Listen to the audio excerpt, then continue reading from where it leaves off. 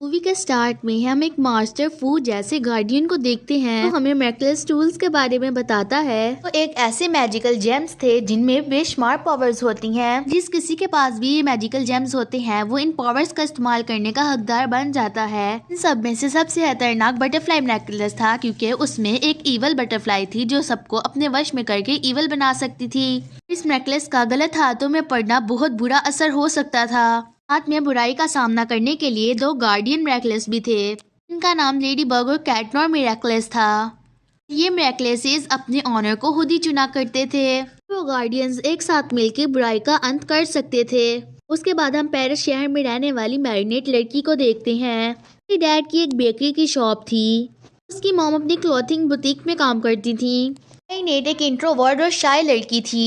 वो लोगों को देखते ही ऑकवर्ड हो जाती थी। मैरिनेट जब कॉलेज पहुंचती है तो उससे एक सेल्फिश और अमीर लड़की का ड्रेस खराब हो जाता है, जिसकी वजह से उसको बहुत गुस्सा आ जाता है। इसका बदला वो मैरिनेट से लेने वाली होती है। तभी वहाँ आलिया नाम की लड़की उसको बचाने के लिए अपना कैमरा ऑन कर लेती है। कैमरा देखते ही क्लोई अपना गुस्सा छुपाते हुए चली जाती है, नाटक करने लगती है। मैरिनेट उस आलिया को उसे बचाने के लिए शुक्रिया अदा करती है। कॉलेज में हर काम में मैरिनेट का परफॉर्मेंस बहुत ही खराब रहता है। इसी वजह से उसे एम्बैरसमेंट का सामना करना पड़ता है सबके सामने। वही मौके का फायदा उठाकर क्लोई उसे अपना बदला लेने आ जाती है। उससे बचने के लिए मैरिनेट अब लाइब्रेरी में जाकर छुप जाती है। वहाँ वो एक एड्रियन नाम के लड़के को देखती है, जिसको वो पहली ही नज़र में पसंद करने लगती है। मैरिनेट उसे देखकर बहुत ज़्यादा नर्वस हो जाती है। उसे वहाँ भी एम्बैरसमेंट का सामना करना पड़ता है। तभी एड्रियन उसकी मदद करता है, उसका हाथ पकड़ के उठाता है और फिर चला जाता है। इस सीन में हम एड्रियन के डैड को देखते हैं, जो बहुत ही रिच और सक्सेसफुल डिजाइनर थे। और उनकी वाइफ की डेथ हो चुकी थी। वो अपनी वाइफ से बहुत प्यार करते थे, इसलिए हर हाल में उसे पाना चाहते थे। अभी पता चलता है कि उस बटरफ्लाई नेकलेस उसके पास था, तो उसे एक दूसरे इंसान से मिला था। नेकलेस उसके माइंड को करप्ट करते जा रहा था। अपने काम में इतना बिजी होता जा रहा था कि कभी भी उसके पास अपने बेटे के लिए टाइम नहीं होता था। इस वजह से एड्रियन अपने डैड को कुछ खास पसंद नहीं करता था।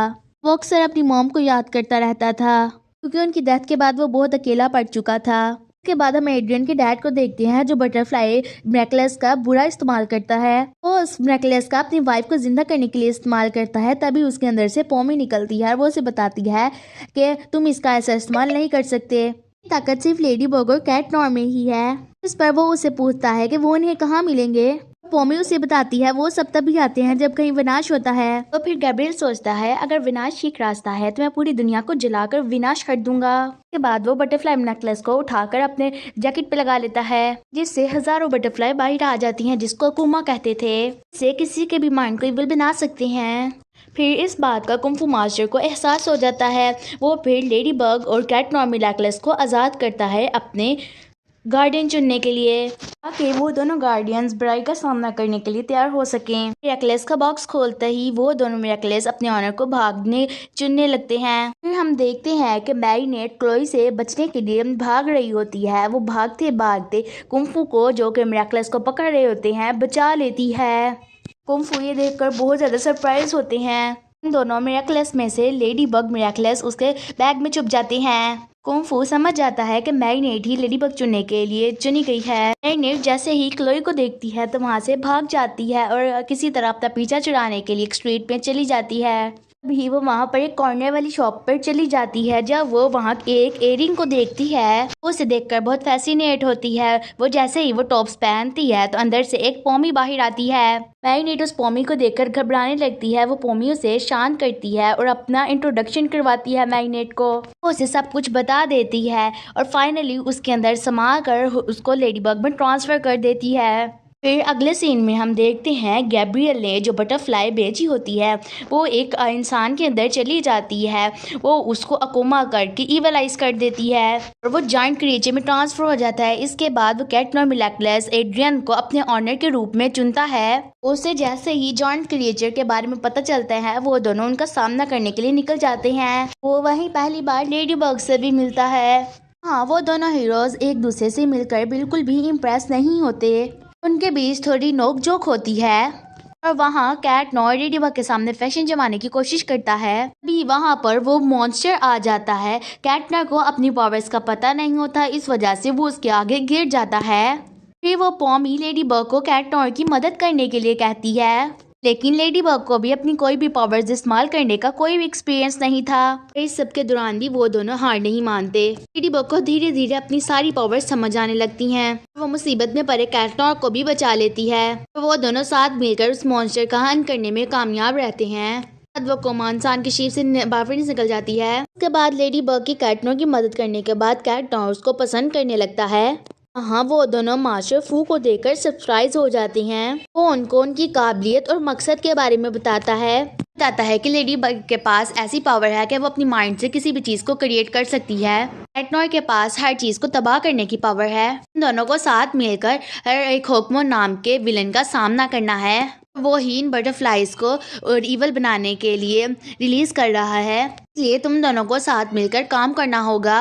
लेडी बग कैट नॉर के नेचर से इरिटेट होकर वहां से चली जाती है। कैट नॉर भी उसे पसंद करने लगा था। फिर घर सोचकर वो उसके बारे में सोचने लगता है। एड्रियन किसी तरह भी उससे दोस्ती करना चाहता था और वहाँ मैग्नेट आज के हुए हादसे के बाद बहुत ज्यादा डर गई थी। मैग्नेट अब दोबारा कभी भी लेडी बग नहीं बनना चाहती थी, इसलिए वो पॉमी को कहती है जाके अपना कोई और चुन लो गार्डियन। वो उसी के पास चली जाती है। फिर वो बटरफ्लाई नेकलेस की पॉमी कहती है कि तुम अपनी वाइफ को वापस पाने की चाह में बुराई को अपनाते जा रहे हो। वो कोमा बटरफ्लाइज के जरिए दुनिया को इवल बनाकर बुराई की तरफ लेकर जाता जा रहा है। वो उसकी बात नहीं सुनता और खुद को भी उस नेकलेस की ताकत से होकमोन में बदल लेता है। वो जल्द लेडी बग और कैट नॉर से मिलने के लिए दुनिया को विनाश की तरफ लेकर जाना चाहता था, ताकि वो लेडी बग और कैट नॉर से अपनी वाइफ को जीवंत करवा सके। अपनी ताकत का गलत इस्तेमाल करते हुए क्रिमिनल्स को जेल से आजाद कर देता है कि उन्हें कोमा से क्रिप्ट करते हुए पूरी दुनिया में तबाही फैला सके। अगले दिन उसके अकुमा से क्रिप्ट हुए 2 क्रिमिनल्स बैंक में चोरी करने के लिए पहुंच जाते हैं। हर जगह विनाश करना शुरू कर देते हैं। वहीं एड्रियन अपने दोस्त के साथ मेले में आया होता है। वो अभी भी लेडी बग के ख्यालों में होता है। तभी वहाँ पर आलिया और मैरीनेट आ जाते हैं। वहाँ नीनो और आलिया एक दूसरे को पहले से ही जानते थे, इसलिए वो साथ में रोलर कोस्टर में जाने का फैसला करते हैं। मैग्नेट और एड्रियन को भी साथ चलने का कहते हैं। एड्रियन को उसके डैड की कॉल आ जाती है कि बाहर खतरा होने के संदेश से वो उसे घर बुला लेते हैं, इसलिए उसे घर जाना पड़ता है। उधर दोनों क्रिमिनल्स अपने आतंक को फैलाने के लिए मेले में पहुंच जाते हैं और हर जगह अपने मैजिक से तबाही मचाने लगते हैं। उनकी पावर की वजह से उनका बैलेंस फिर भी नीचे गिर जाता है। अनबैलेंस होने की वजह से मैग्नेट को इस चीज का एहसास होते ही वो लेडी बग में ट्रांसफर हो जाती है। वो क्रिमिनल्स एक रबर टायर को एक बहुत बड़े जॉइंट में तब्दील कर देते हैं। तभी लेडी बग की मदद के लिए वहाँ कैट नॉर भी आ जाता है। वहाँ वो दोनों साथ मिलकर उनका सामना करते हैं और उन्हें पता चलता है कि अगर वो एक साथ काम करें तो वो बहुत पावरफुल हो सकते हैं। इसके बाद क्रिमिनल्स रोलर कोस्टर में बैठे हुए अफराद को अपना शिकार बनाने की कोशिश करते हैं। इनमें क्लोई भी होती है। तभी लेडी बग और कैट नॉर उनकी हर चाल को कामयाब ना होने की पूरी कोशिश करते हैं। लेडी बग उन सब रोलर कोस्टर में बैठे हुए लोगों को बचा लेती है। दूसरी तरफ कैट नॉर भी उधर क्रिमिनल का सामना कर रहा होता है। अभी उसकी मदद के लिए लेडी बग भी आ जाती है। वो दोनों मिलके उन्हें रबर मॉन्स्टर की तरफ फेंक देते हैं कि आखिर में वो एक नुकीले कॉर्नर से टकराने से फट जाता है। उसके बाद वो इविल बटरफ्लाइज भी उन क्रिमिनल से निकल जाती है और वो हॉकमॉन उनको कहता है कि अगली बार वो भी किसी पर भी रहम नहीं करेंगे। वहाँ पर मौजूद लोग लेडी बग और कैट नॉर के काम से बहुत ज़्यादा इम्प्रेस होते हैं। जल्द ही वो लोगों में बहुत ज़्यादा पॉपुलर हो जाते हैं। उस दौरान वो दोनों बहुत सारे इविलाइज किए गए मॉन्स्टर्स का भी सामना करते हैं। हर टाइम उसको खत्म करने के मिशन में लगे रहते हैं। उनकी बढ़ती हुई पॉपुलैरिटी को देखकर गैब्रियल को बहुत ज्यादा जेलसी होती है। वक्त के साथ लेडी बग और कैट नॉर अपने पावर्स को इस्तेमाल करने में माहिर हो जाते हैं। साथ ही अपनी रियल लाइफ में वो आइडेंटिटी को अपनी सीक्रेट रखते हैं। अब तो लेडी बग और कैट नॉर एक दूसरे को पहले से भी ज्यादा समझने लगे थे। अब तो कैट नॉर भी लेडी बग को अपने साथ पाकर बहुत खुश था और वो मौका देखते ही लेडी बग को अपने मन की बात बता देता है। लेकिन लेडी बग एड्रियन को पसंद करती थी, लेकिन उसे पता नहीं था कि कैट नॉर ही तो एड्रियन है, इसलिए वो उसे मना कर देती है। अगले दिन वो हिम्मत करके एड्रियन को प्रपोज कर देती है, लेकिन एड्रियन भी लेडी बग को पसंद करता था, इसलिए मैग्नेट की सच्चाई से अनजान होने के कारण वो उसको भी मना कर देता है। इधर गैब्रियल इतने सारे प्लान्स में नाकाम होने के बाद बहुत ज़्यादा पागल हो चुका था और अब वो फाइनली लेडी बग और कैट नॉर को मारकर उनके मिरेकल्स लेने का फैसला करता है कि वो उनके मिरेकल्स लेके अपनी वाइफ को जिंदा कर दे। इसलिए वो अपनी पूरी दुनिया में तबाही का आतंक शुरू कर देता है। ये देखते ही मैग्नेट लेडी बग में ट्रांसफर होकर उसे रोकने के लिए पहुंच जाती है, पर उस दौरान एड्रियन अपने कमरे में सो रहा होता है। इसीलिए लेडी बग को हॉकमॉन की ओर बहुत रोकना मुश्किल हो जाता है। जैसे ही कैटनर को इसका पता चलता है वो वहाँ पर पहुँच जाता है। लेडी बग को लगता है कि हॉकमॉन बहुत ज़्यादा पावरफुल है, इसीलिए शायद उनका सामना कर ना पाए, और इसीलिए कैटनर जो बहुत ज़्यादा जोश में आकर उस ब्रिज पर चढ़ने के लिए, उसका मुकाबला करने के लिए चढ़ जाता है। इसलिए उसका वार हॉकमॉन पर बेअसर आता है और वो ब्रिज टूटने पर वो पानी में आ गिरता है। लेडी बग वहाँ पहुँचकर उसे पानी से निकाल लेती है। फिलहाल वो वहाँ पर होश में नहीं होता। तभी वहाँ पर हॉकमॉन भी आ जाता है। वो लेडी बग को अपना अगला शिकार बनाता है। वो उसका मैकलेस छीनकर उसे दूर फेंक देता है। वो लेडी बग का मैकलेस पाकर और ज़्यादा पावरफुल हो जाता है। वो कैटनर का भी मैकलेस उसे छीनने वाला होता है। वो कैटनर को बचा नहीं सकती थी क्योंकि उसके पास कोई पावर्स नहीं थी। तभी वो अपनी पॉमी को देखती है और हिम्मत करती है कि मैं उठकर लड़ाई करूँगी।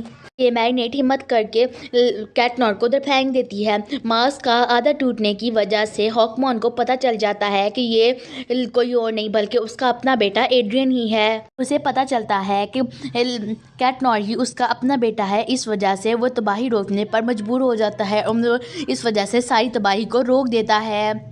वो अपने असली ट्रांसफॉर्म होकर अपने असली रूप में आ जाता है। एड्रियन को जब पता चलता है कि इस शहर को तबाह करने वाला कोई और नहीं बल्कि उसके अपने डैड थे, इस वजह से गैब्रियल उससे माफ़ी मांगता है। वो कहता है कि मैं तुम्हारी मॉम को वापस लाने के लिए इतना अंधा हो चुका था कि सही गलत का फ़र्क भी भूल गया। इसलिए उसे अपने किए का बहुत ज़्यादा अफसोस था। इसलिए एड्रियन अपने डैड को संभालते हुए उनके गले लग जाता है। मैग्नेट को वापस से अपना मैकलेस मिल जाता है। तभी वहाँ पर मास्टर फू भी आ जाते हैं जो कि मैकलेस के गार्डियन के सही चुनाव के बहुत ज़्यादा खुश था। उसके बाद वो बटरफ्लाई मैकलेस लेडी बग मास्टर फू को दे देती है और अपनी पावर्स की मदद से सारी सिटी को दोबारा से हंसता बसता सही कर देती है। इसके बाद लेडी बग और कैटनर को एक दूसरे की रियल आइडेंटिटी का पता चल जाता है, जिसको देखकर वो बहुत ज़्यादा खुश होते हैं। फाइनली एक दूसरे को प्रपोज कर देते हैं, जिसके बाद ये मूवी यहीं पर ख़त्म हो जाती है। मूवी तो ख़त्म हो गई, लेकिन आप अगर लेडी बग की न्यू एपिसोड्स देखना चाहते हैं तो आपको लोगों को बस करना ये होगा, आप लोगों को अपनी स्क्रीन पे एक ये पेज नजर आ रहा होगा, इसमें एक मूवी नजर आ रही होगी ICU। आप लोगों को इस पे 4K व्यूज करने होंगे। अगर इस पे 4K व्यूज हो गए तो आप लोगों ने बस करना ये है कि इन मूवी को देखकर बस डन लिख देना है दोनों मूवीज पे। फिर ये आपको अगर ब्रांड न्यू एपिसोड देखना चाहते हैं बस जल्दी से जाएं। अभी क्या कर रहे हैं, देखें जाके मूवीज, और जैसे ही टास्क कंप्लीट होगा तो मैं आप लोगों के लिए स्पेशल एपिसोड लेकर आऊँ लेडी बग मिरेकल्स की। चलें अब अपना काम शुरू कर दें।